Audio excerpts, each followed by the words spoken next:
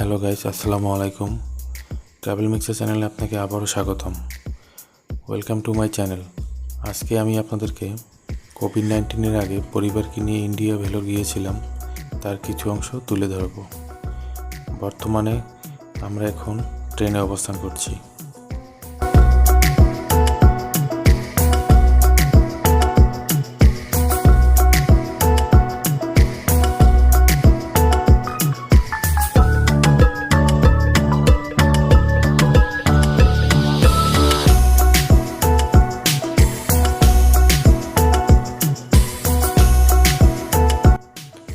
Kolkata Howrah station থেকে রওনা হয়ে বর্তমানে এখন ভেলোরের পথে রয়েছি।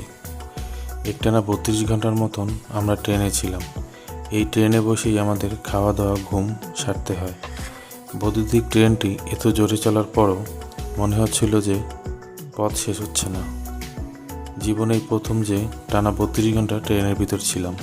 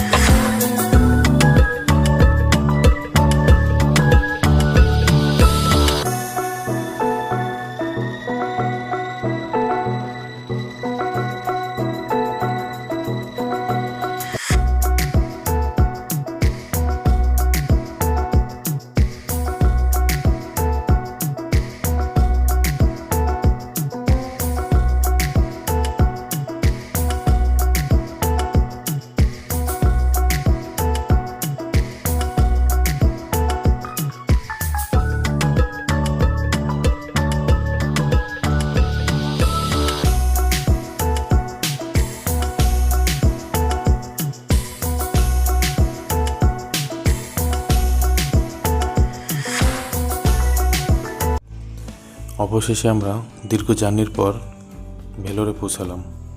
ভেলোরে নেমে আমরা একটি সিএনজিতে করে ট্যুরিস্ট রিপোর্ট করার জন্য ভেলোর থানার উদ্দেশ্যে রওনা দিলাম।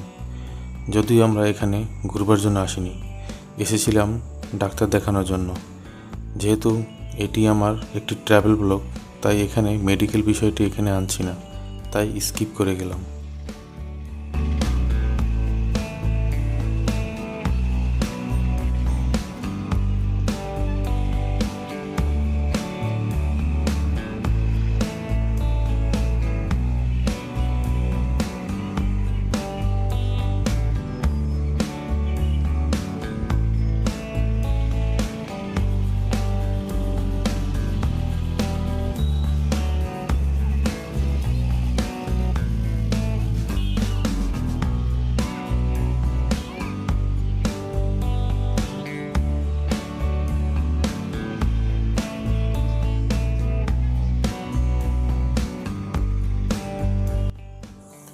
থানার কাজ শেষ করার পর আমরা এবার কটেজে উঠলাম। তবে কটেজে উঠে একটি সমস্যার সম্মুখীন হতে হলো, আর তা হলো সারপোকার উপদ্রব। এত বেশি সারপোকা যা আমি কখনো আগে দেখিনি। এই জায়গায় ম্যাক্সিমাম কটেজেই সারপোকা রয়েছে। কটেজের ছাদে গিয়ে দেখলাম অনেকে বেডশিট সহ জাজিম নিয়ে ছাদে রোদ দিচ্ছে। রোদের তাপে নাকি সারপোকা মরে যায়, এজন্য।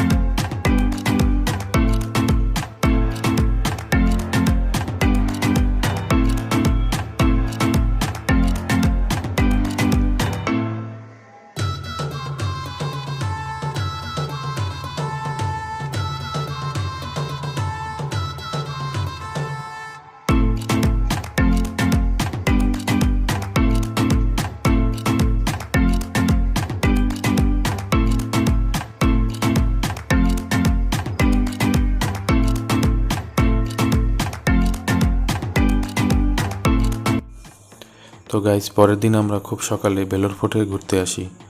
জায়গাটা আমার কাছে নতুন হওয়াতে অনেক ভালো লেগেছে। বিয়োগান্তক ঘটনার এক মহান নায়ক, মহীশূর রাজ্যে শাসনকর্তা টিপু সুলতানের দুর্গ, যেখানে তার পরিবারের রক্তের দাগ লেগে আছে। ইংরেজরা এই বীরকে হত্যার পর তার পরিবারকে এই দুর্গে নিয়ে এসে বন্দি করে রাখে। পরবর্তীতে অনেককে এখানে হত্যা করা হয় বলে জানা যায়। দুর্গটি দেখতে দৃষ্টিনন্দন। দুর্গে প্রবেশ করতেই পরে পাথরের তৈরি ফটক।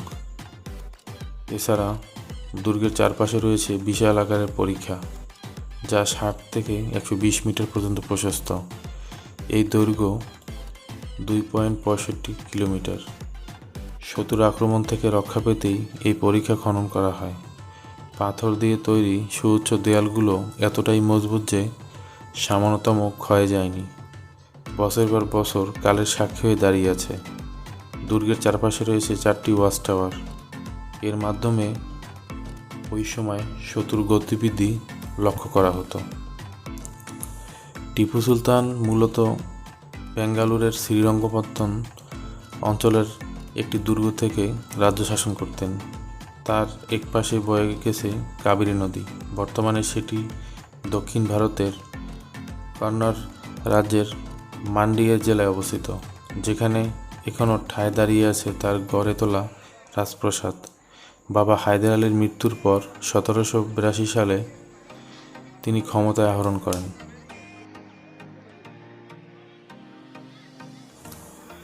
ভেতরে এক পাশে রয়েছে বিশাল আকারের জলকণ্ঠেশ্বর মন্দির, যেখানে এখনও পূজা হয়।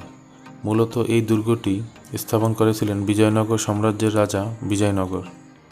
অসংখ্য দেবদেবীর প্রতিকৃতি পাথরে খোদাই করে এই সৌন্দর্য বৃদ্ধি করা হয়েছে।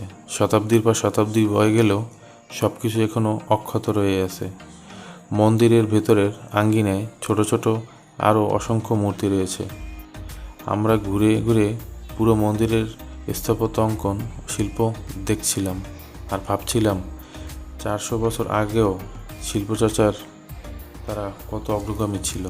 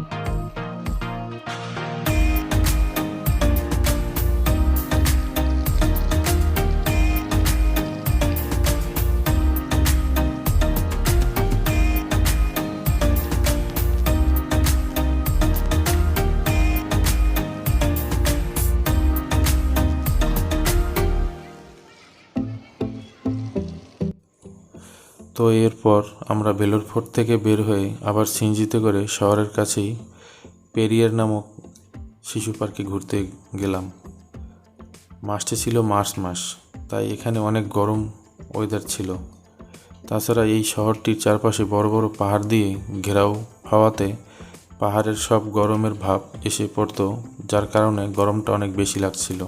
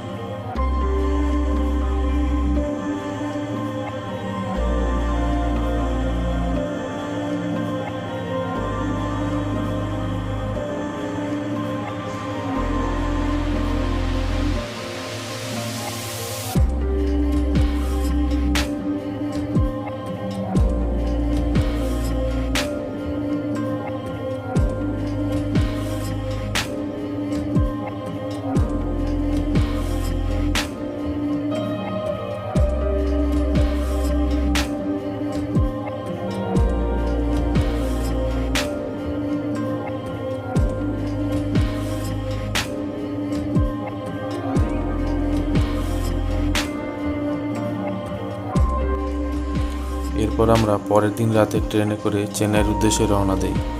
তাই ভেলোর স্টেশনে ট্রেনের জন্য অপেক্ষা করতে থাকি। তো গাইস, ভেলোরের পর্ব এখানেই শেষ। চেন্নাইয়ের পর্ব আবার পরের ভিডিওতে নিয়ে আসবো। আর ভিডিওটি ভালো লাগলে অবশ্যই লাইক করবেন, শেয়ার করবেন ও কমেন্টস করবেন। ততক্ষণ পর্যন্ত ভালো থাকুন। ধন্যবাদ।